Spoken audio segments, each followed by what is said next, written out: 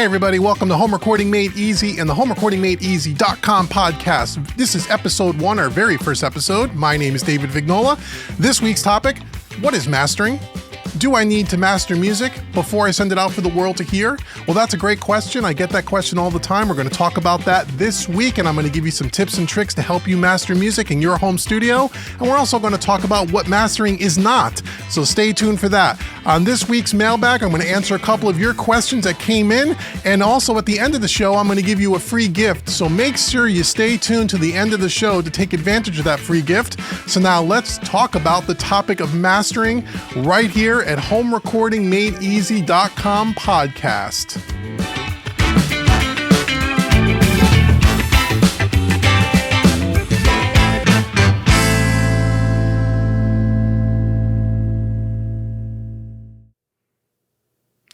Okay, so let's talk a little bit about mastering. So the first question that I get all the time, or one of the questions I should say I get a lot through email and through YouTube, and people that have seen some of my YouTube videos around mastering, is people are confused, especially beginners to recording and mixing music. They're kind of confused about the mastering process. So first thing I want to address is, what is mastering? For people that don't know, I know a lot of you know that there is a process called mastering, and that all the professional commercial releases by my favorite artists, they're mastered, but they're not really sure what the mastering process really is. So in a nutshell, what mastering is mastering is where you take a collection of songs or a body of music, collection of songs, and you make them sound cohesive together from both a compression and, more importantly, an EQ perspective and a volume perspective. So what does that really mean? Well, imagine this, you're recording an EP or a full CD's worth of music, 6, 8, 10 songs, and they're all recorded at different times. They may even be recorded in different studios. They're all probably mixed at different times. They may be mixed by different people. And if you were to listen to those songs individually on their own, they may sound fantastic. But when you put them in the order of, let's say, like a playlist or like a CD list, song 1 to song 2 to song 3, etc., they don't sound uniform together. Maybe track 1, the first song sounds, it's a little bit more bass heavy. It's got a real, a much more prominent low end. It may even be a little bit louder than volume than, whereas in song 2, maybe it sounds a little bit brighter than song 1. It has the EQ in and of itself sounds brighter, sounds a little bit thinner. And then maybe you get to song 3, and song 3 tends to have maybe a more scooped sound in the EQ, and maybe the drums aren't as loud in the mix. You get the idea. So when you listen to those songs back to back to back, song 1, song 2, song 3, they sound vastly different, or can sound vastly different. And the reason for that is because, again, they could have been recorded at different times in different studios by different engineers, could have been mixed by different people, so on and so forth. So what the mastering process does in and of a nutshell, and again, I'm simplifying this for everybody, you can get a lot more technical, but we're not going to do that in this episode, is we want to take that body of music, and from an EQ perspective especially, and a volume perspective especially, we want those songs, when you were to play them one song after the other, back to back to back, that they all have the same relative volume level or perceived volume level. In other words, song 1 doesn't sound much louder or quieter than song 2, right? So when you don't have to have your hand on the volume knob on your playback device, because as soon as you go from one song to the other, it gets super loud and blows your ears out. And also we want it to sound, from an EQ perspective, we want it tonally to sound similar or relatively the same. So when you play these songs back to back, they sound like they belong together. They sound like they might have been recorded all on the same day or all at the same time, mixed by the same person, and they sound cohesive. That is, generally speaking, what the mastering process is all about. When you have a collection of songs, you want them to sound like they belong together as a cohesive body of work. And we use EQ and compression and limiting are the 3 main tools that we use in mastering to make all of that happen. Okay, so that's what it is. And then the next question is, well, now that we know what mastering is, okay, Dave, that's great. Do I really need to master my music? In other words, if I'm recording in my home studio, do I really need to master my music? Can I just mix it and send it out? Why would I master it, or why should I master it beyond the sonic characteristics of it to make it sound cohesive, as I just mentioned? Well, the answer to that is yes and no. It really kind of depends. And the year 2020, when this podcast is being recorded, the way music is distributed and released today is vastly different than, say, what it was 20 years ago. In the 60s, 70s, 80s, and even in the 90s, a lot of times, artists would release an album, right? A full CD, a collection of songs. And you'd go out and you'd buy the full album. Where today, a lot of artists are releasing singles. The way music is consumed today on the internet is, through iTunes and Spotify and Pandora and those kinds of places. Things are released one song at a time. People download a lot of times one song at a time. They get their favorite artist, the new #1 single come on, they buy that single. They don't buy the whole CD. They don't buy the records, for you that are old enough like me to know what a record actually is, a physical record. So you ask yourself, well, do I really need to master? Outside of just getting the volume up to a commercial level, which we'll talk about in a bit, do I really need to master? And the answer to that question, again, is yes or no. If you're only going to release a single, or you're only releasing one track at a time, does it have to go through the quote-unquote mastering process? Not necessarily. If you're going to release a traditional body of work, then yes, I would say you absolutely want to have it mastered. Now, the question will then become, well, should I master the music myself, or should I send it out to a mastering engineer? What are the pros and cons of doing it yourself? Well, again, this all really depends on your personal situation. A lot of people that are going to be listening to this particular podcast are home recording musicians that are writing and recording their own music, or maybe their band's music or their friends' music. They're not doing it at a pro commercial level. And therefore, they may be releasing 1 or 2 songs at a time, or maybe even an EP worth of songs. And there may not even be the budget to have a mastering engineer master your music. Can you master it yourself? You can absolutely master it yourself.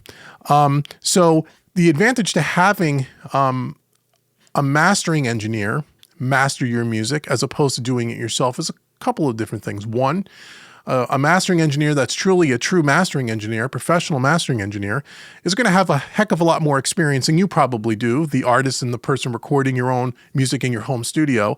And they know what to listen for. They are a second set of ears, if you will, that are not close to the music like you are. And they can give you an outside perspective on the way it should sound sonically. They also, a lot of times, a mastering engineer, if they're a good mastering engineer, they will have a tuned room or mastering mixing environment to make sure that they can accurately hear what's going on inside of your mix to make the best EQ and compression moves and decisions to make your music sound as good as it possibly can. Now, that's not to say that you can't do it yourself, and you should try to do it yourself so you can get to understand the mastering process, so to speak. But having a second set of ears, if you will, on your music is always a great idea. So I recommend that if you can afford a mastering engineer, that you should try it at least and see. Maybe master the song yourself in your DAW in your home studio, and then maybe also have that one song mastered by a mastering engineer, and you can compare the difference to see what are the benefits to it? So there's lots of benefits to hiring a mastering engineer. However, if you don't have the budget to do so, or again, if you're only going to release one song at a time, and let's say you're just going to put it on your band's website, you're not selling the music commercially or anything like that, does it really need to be mastered? And it doesn't really need to be mastered. And you may say, well, why, Dave? Why doesn't it need to be mastered? If most commercial music is mastered, why don't I need to master it? Well, here's the way I kind of look at when we talk about a single track. Recording and mixing and mastering one single, one iTunes, $1.29 single that we're going to release. When I'm mixing a song, and the way I teach my students to mix is the end of my mix is really quote unquote the master, meaning I don't leave anything for the mastering process when I'm doing one track, with the exception of using some limiting to bring up the overall volume level to a commercial, acceptance, which we'll talk about as part of the mailbag this week. Outside of that, from an EQ and a compression point of view, my mix is the final master. I don't want to have any EQ and compression done after the fact on a single track. So therefore, I don't necessarily need to master a single track. My mix is my master, with the exception of limiting, which we'll talk about in a minute. Okay, so think of it that way. So if you're mixing one single, your mix should sound as close to the final product as humanly possible. That's the goal. Okay, so that's kind of a way to think about mastering. So now that you know what mastering is, and now that we know, what are the advantages to using a mastering engineer, versus the advantages to maybe doing it yourself, meaning, number one, you'll save a lot of money doing it yourself. Number two, if your mix is really the final master, you kind of mastered it when you mixed it. Let me tell you what mastering is not. And here's a big misconception, and here's something that I've heard a lot, especially from beginners or people who just aren't in the know yet. They're learning, which is fine. That's what this podcast is all about. Mastering is not a process to fix a bad mix. I'm going to say that again slowly. The mastering process is not a tool to fix a poorly mixed song, okay? Just like mixing is not a tool to fix a bad recording, which we'll talk about in another episode down the road, okay? Sometimes I hear a lot, well, we'll just fix it at mastering, or more commonly, oh, we could just fix that in the mix. That you want to do that as little as humanly possible. That is not the right way to be thinking about the mastering process or thinking even about the mixing process. So mastering isn't a way to make your mix sound head and shoulders better than the mix itself. Mastering is only about the last 10% of the process, if you will. The mix has to be solid. Well, let's step back. The recording has to be solid. The playing has to be solid. The recording has to be solid. The mix has to be solid. And the mastering is just going to put that final sheen on the mix. That's all it's really going to do, maybe using a little EQ and compression that you can do on the master bus in your mixing stage. That's why I say the final mix is really kind of the master. And so mastering is not a way to fix a bad mix. If you have a bad mix and send it to a mastering engineer, it's not going to come back sounding like a great mix. It's going to come back like a bad mix that has a little bit of sheen on the top. Okay, so I hope that makes sense. So make sure you understand, if you're not happy with the way your mix sounds at the end of the mixing process, mastering is probably not going to fix that. Okay, it's not going to fix that. It may make it a little louder. It may make the whole mix sound a little brighter, or maybe a little bit low, a little bit more low end in it, because we can turn up a little bit of bass EQ, a little bit of high end EQ in the mastering process. But if you don't like the balance, you don't like the clarity, you don't like the separation in a mix, mastering is not going to fix that process. Okay? So when you're working on your music in your home studio and you get to that mixing stage, treat your final mix like it was the master. Okay? And now we'll talk about, in a second, we'll talk about limiting and raising up that overall volume as part of, how do you make it so it sounds as loud as the other stuff that you hear on the radio, so when you don't have to, crank up your volume dial when your song comes on the radio if you're so lucky. Okay, so that is basically what the mastering process is all about, and whether or not you need to master your music in your home studio.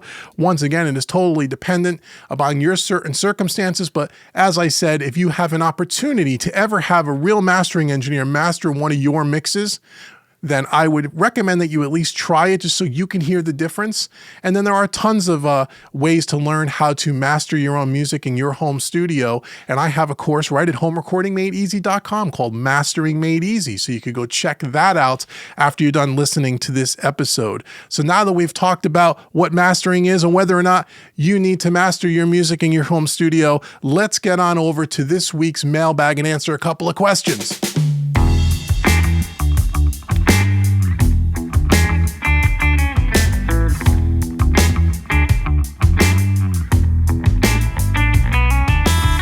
Okay, this is the part of the show where this is the mailbag. Every week we're going to answer a couple of questions from the mailbag. These are questions that have come in through YouTube, through email over the last week or so. And as they pertain to this episode topic, I'm going to try to answer some questions from the mailbag. So this week, question number 1 in this week's mailbag comes from Tom Bowman. Tom asks, how loud should my mix be prior to sending it to mastering?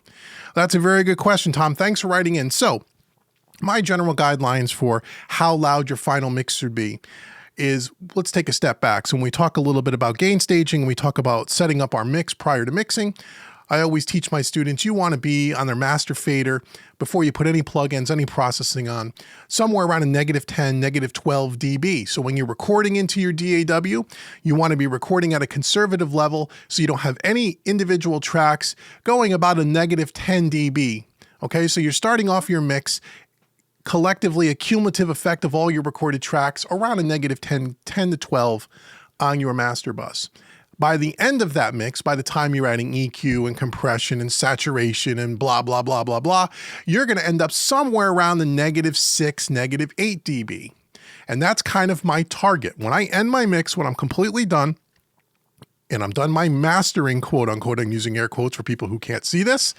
At the end of my mix, I'm somewhere around the -6, okay? -6 gives the mastering engineer or the mastering process enough headroom to be able to bring up that overall volume level.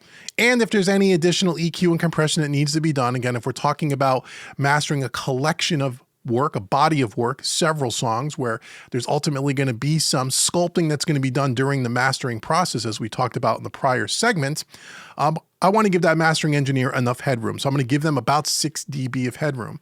If I'm just mastering my one song inside of my DAW, my final mix is my master, then I'm just going to put a limiter on the post of the master fader. And I'm going to set my master, my master is going to start off at about a -6 is what I'm trying to say. So prior to adding limiting, we're going to be right around a -6, okay? So that is where I would end my mix before the mastering process, no matter what that process is, whether you're sending off to a mastering engineer or whether you're mastering it yourself inside of your edit and your record session, because it's a single track. -6 is a good guideline, okay? So thanks, Tom, for writing in. Question number 2 for this week in the mailbag is, hi, Dave, what is your opinion on the loudness wars? How loud should my final mix be on the master bus? This comes from Jake Cabral. Well, Jake, great question. I think I understand what you mean. So kind of just maybe taking a step further from the question before from Tom, now that we have our master process starting at right around a -6 at the end of our final mix, how loud should the final master be? Well, again, there's a debate. You talk to 10 different engineers and you're going to get 10 different answers. I personally like my final mix to be, again, a little bit more conservative. As far as the loudness wars go, which basically means make the mix as loud as it possibly can be and slam it up to a -0.1 dB of its life and squash it as much as humanly possible right before that digital distortion. I don't believe in that. I believe having my final master for most music styles to be right around a -0.5 dB. So what does that mean? So on my limiter that I add to my master bus, as I'm doing my quote unquote again, I'm just doing air quotes once again, mastering, I'm setting the ceiling of that plugin to about a -0.5 dB. And what's that going to do? And I'm going to turn up my my volume level there on my limiter until I'm just about hitting that -0.5 dB, and maybe you see the little gain reduction meter, maybe just turn it on a little bit, just clipping just a little bit, just to kind of squash it down. And that's really it. I want to try to retain most of the dynamics in my mixes. Again, now if you're doing real thrash and heavy hard rock music, real heavy stuff where commercial releases are as loud as they can possibly be, well, and you want to compete in that market, then you may want to be a little bit louder. But for most popular music, rock, country, blues, those kinds of things, pop, a -0.5 dB I find still is loud enough to compete with most commercial releases, but you're not getting to where I'm over slamming it against the brick wall limiter. So that's what I like to do. So if you use a -0.5 dB as kind of your guideline, you're going to be fine. You can always go a touch louder. You can always go a touch quieter. But I find the -0.5 dB is a pretty solid goal and target. And I've been doing that for years. And I've never had a client send me back a mix or a master, a final product, and say it's not loud enough. And again, always using reference tracks and the style of music that you're actually mixing to will also help you determine how loud should the master be to compete with a commercial release. So Jake, thank you so much for writing in, and thanks. And that's it for this week's mailbag. So now I want to give you guys a couple of free gifts. Again, I said at the very beginning of the episode, stick around because I want to give you a couple of free things for listening to this podcast, especially this is our first episode ever, and I hope you guys enjoyed. So the first thing I want to mention to you is please subscribe to this podcast. We're going to be doing a weekly release, a weekly show, and also leave a review if you would be so kind, no matter where you're listening to this on, if you're listening to on Spotify or iTunes or any of these other multiple platforms. This podcast is going to go out on at least 5 or 6 of the most popular platforms. So if you're listening, please leave me a positive review. It would help me out a lot. I would really appreciate it. You can also leave some comments and let me know what you think about it and what topics you may want to hear about, and I can try to incorporate that into future episodes. So that's the first thing. The second thing I want to say to you is if you've never heard of Home Recording Made Easy and you've stumbled across this podcast, I want to say welcome to my Home Recording Made Easy family, and I want to invite you to go to homerecordingmadeeasy.com.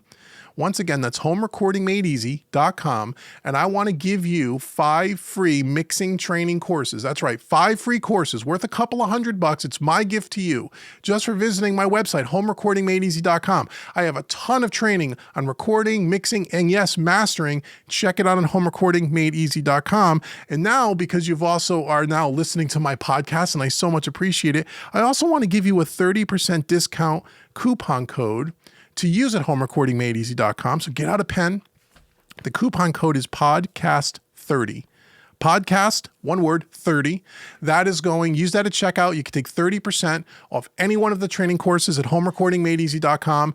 And because of this week's topic, mastering, there is a course, Mastering Made Easy, which covers even more in depth than what I can possibly talk about here on the podcast. You can get Mastering Made Easy 30% off just by using podcast 30. So once again, I want to thank you so much for joining me on this first episode of the Home Recording Made Easy podcast. Again, give me a like, give me the thumbs up, give me a positive review if you would. You'd be so kind. And be sure to come back next week where we're going to have another topic around home studio gear, mixing, mastering, recording, and even the home studio business in future episodes. So thank you so much for listening. I really do appreciate your support, and I will hear and see you next week. Take care, everybody.